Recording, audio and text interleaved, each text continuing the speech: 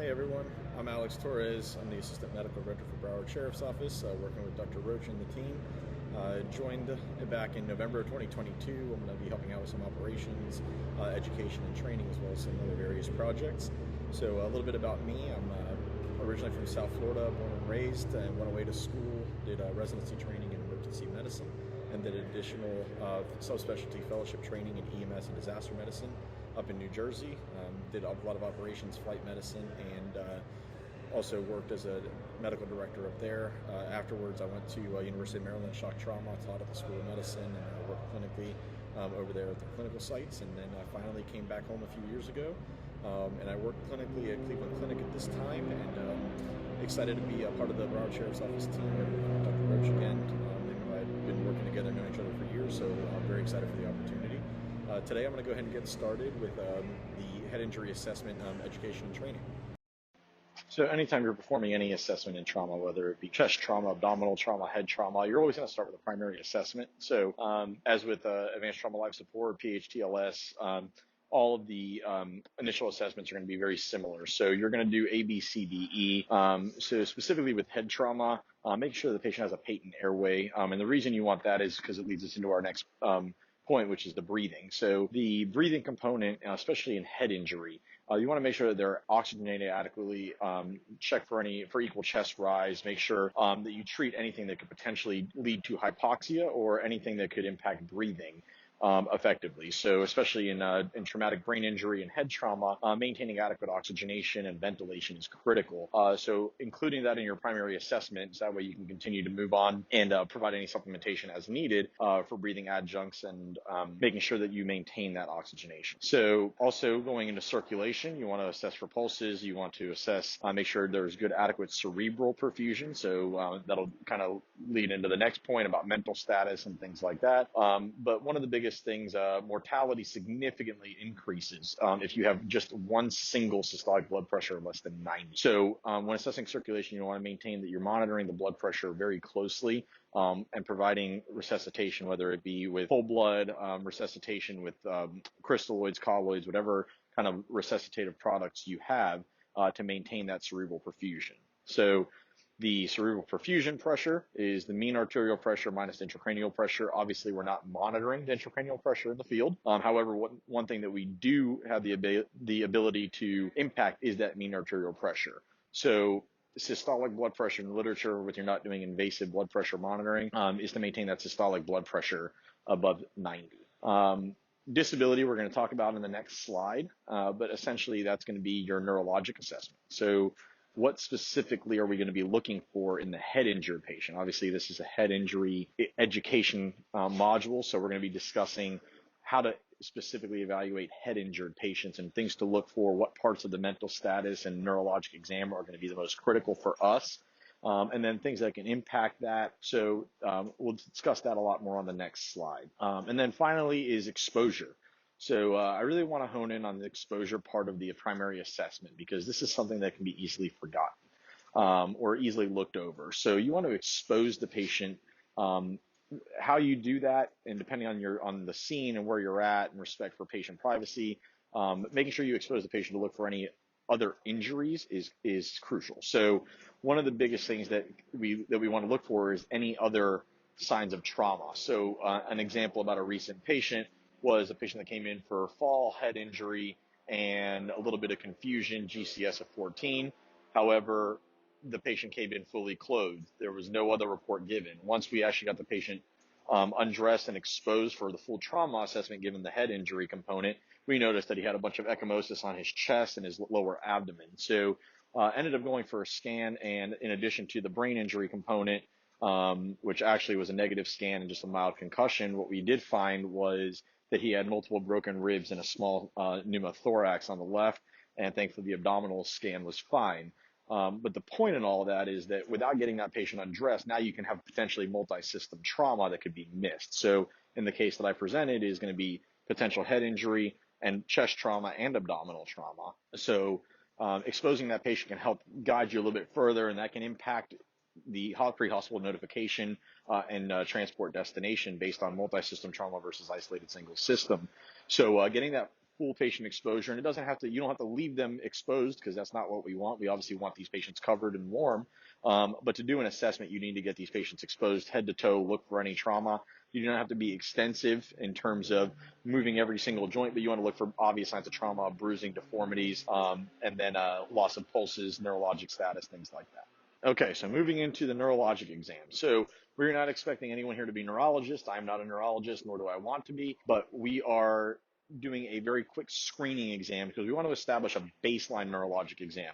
The first medical contact is the first neurologic exam that patient's going to have. How that changes throughout their pre-hospital course, their emergency department course, hospital stay is critical to continue monitoring. Therefore, knowing what your baseline is so that you can monitor for changes is very important. So the first thing, anytime we go size up a scene, we look at the patient. So you're getting a quick assessment.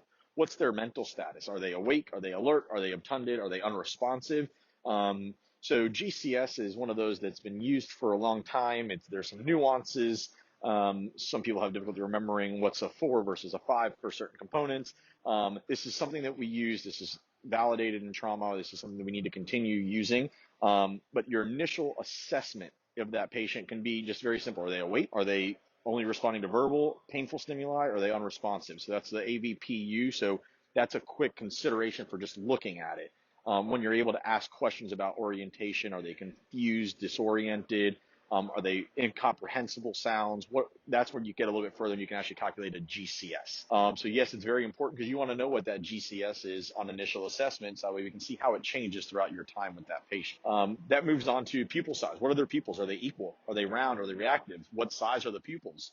Do we have teardrop pupils? And once you give certain medications, the pupil exam can change. So getting that initial assessment is very important.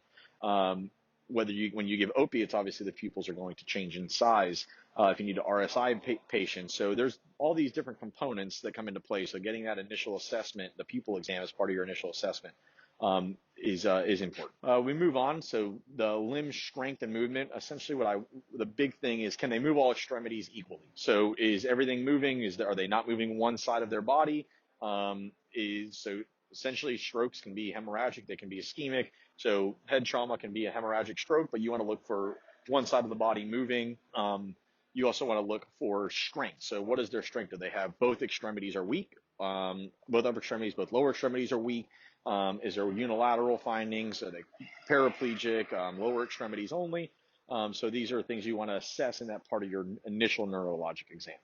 So sensation, it's good to try to get a quick sensory exam. It does not need to be temperature or pinprick sensation. It's just overall, can you feel me touching here? Can you feel me touching there? Is it the same on both sides? And then orientation kind of goes back to the GCS component, but essentially, are they aware of the situation, what's going on? And if it's safe to ambulate the patient, I always recommend trying to assess their gait. Are they ataxic? So you get them to stand up and now they're kind of falling over to one side or the other. Are they not able to bear weight? So those are things that you want to evaluate for. So other associated symptoms, especially in head injury, are they having severe vomiting? Are they having vision changes? Are they coughing up blood? Are they throwing up blood? Things that might suggest that there might be other injuries there, or is there increased intracranial pressure that's leading to this vomiting, to these vision changes, and things of that sort. Other symptoms are important. Vital signs of glucose, the blood glucose is important because that's also part of our head injury management, is maintaining a blood glucose within normal range and supplementing when we need to. Brain needs glucose to be able to function properly. So, and the last bullet point on the slide is just always reassessing and reevaluating. And if you note any change whatsoever in your exam, please document it, note what time, and note what change. And how is it different than your initial assessment? That's also important when you're giving patient handoff, whether it be in the trauma bay, if you're intercepting with a physician, with an EMS officer, whatever it may be. Whenever you're interacting with other medical personnel and you've noted a change in the neurologic status or in their initial assessment, very important to let us know. So the quick assessment that I like to do for neuro exam is ask what's your name, what's going on, and can you tell me what year it is? That's very quick, to the point. It also proves that their airway is patent, and it assesses cerebral perfusion, because if they're awake, alert, oriented ×3, they're obviously perfusing their brain. They have a good enough blood pressure to perfuse their brain to answer questions appropriately. And then they're oxygenating enough to oxygenate their brain. So that's quick for that standpoint. And then from a strength standpoint, I just hands out. squeeze my finger as hard as you can. Don't let me move you. So I try to pull them, move them around off the bed if they're able to resist me. And all that muscle strength is great in the upper extremities. And then lower extremities, lift this, and I tell them, lift your right leg to see if they're able to comprehend and follow directions, follow commands. Lift your right leg, watch them lift their right leg. Don't let me push it down. And then same thing, lift left leg. Don't let me push it down. Very quick to the point. And then obviously you want to do your pupils. I don't need to explain how to do a pupil exam. But those are quick ways to a very quick neurologic assessment that takes 30 seconds, maybe a minute at most. So when discussing additional histories, the big things here, is there any pertinent past medical history or any other histories from a surgery standpoint? So has the patient had a traumatic brain injury before? Have they had any brain surgeries, hydrocephalus? Things along those lines that could impact their baseline mental status, because that's another thing you want to establish if there's any family or bystanders. Is this normal for them? If they're confused, are they always confused? If so, how is this? If not, how is this different? So have they had brain surgery? If so, when? What was it? And again, this is all done after you've stabilized the patient and gone through A, B, C, D, E. That's when you want to get these additional histories. Blood thinners are always important, especially when you're thinking about any potential intracranial bleeding. Do they have any allergies? That's standard for all patients, not specific to trauma. And one of the big topics that I wanted to bring up was substance abuse. So we encounter a lot of substance abuse patients in EMS. That's common across the board, not specific to our population. But those patients are obviously more prone to getting injured because they may not have the same sensory input or responses. So the assessment for these patients cannot be blamed, or their mental status changes cannot be blamed on their substance abuse. So if they're intoxicated, they're drunk, they're on other substances, if they're having mental status changes, you can't just go straight to substance abuse as the cause, especially if you're suspecting any trauma. That needs to be kind of on the back burner. Do your initial assessment like you would for any patient. Pretend intoxication is not playing a part until you've proven everything else is fine, and still have that high index of suspicion that there still could be something more than just intoxication going on. There's multiple cases that I can think of throughout my career where we've experienced this, where they're just drunk. Then you get them up to walk and they're ataxic and falling over, and you're like, oh, that's weird. They've been sober now for X amount of hours, and why are they still ataxic? And then you're like, wait a second, let's scan their brain, and you find the bleed. So again, this is easier to come back and diagnose that in the emergency department. I have a CT scanner, but the index of suspicion needs to start from the pre-hospital evaluation. And again, that goes back to your assessments. What was their initial neurologic assessment? Is it different? Is it the same? Is it not improving? Why is it not improving? So those are things we want to consider. But a case that I wanted to discuss, that I always like to discuss in my teaching specifically for this topic, is the patient that I've encountered in a previous emergency department that I'd worked at. Was a patient that got brought in for, she's drunk, and we keep getting called and she keeps refusing, but I've been called too many times, so she's just coming with us. So there are a multitude of issues with how the patient presented, but we're going to focus on kind of the missed assessment, if you will. So it was blamed on the patient was in a parking lot with a bottle of alcohol in her hand, was assessed, was in the parking lot, bystanders kept calling, police called, said, nope, this is medical, back and forth. Finally, they bring her in, and what they missed was some bruising around her eye, and that she was confused. She was very cold to the touch. My initial reaction was, why was this not a trauma alert? It's like, oh, she's just drunk.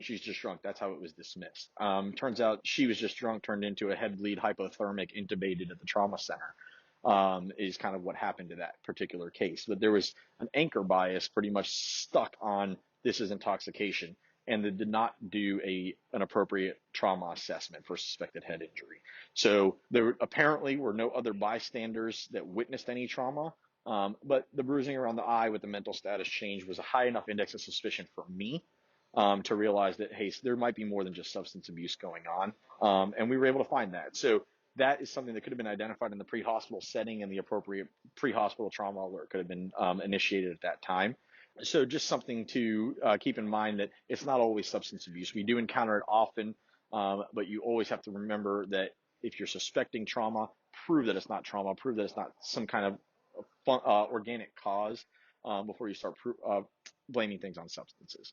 Otherwise, additional historians figure out anything else we know about the scene, and the more information we have, the better. But make sure you always focus on that primary assessment. If you ever forget what to do, go back to the primary assessment. A, B, C, D, E. As long as you have those things taken care of, the patient will be taken care of.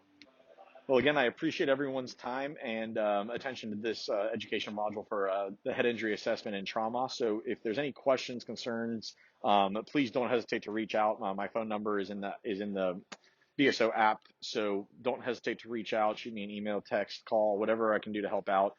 Happy to do so, and I look forward to continuing on more education modules and seeing some of you guys out in the field and working together going forward. So thanks again, and I appreciate it. Take care.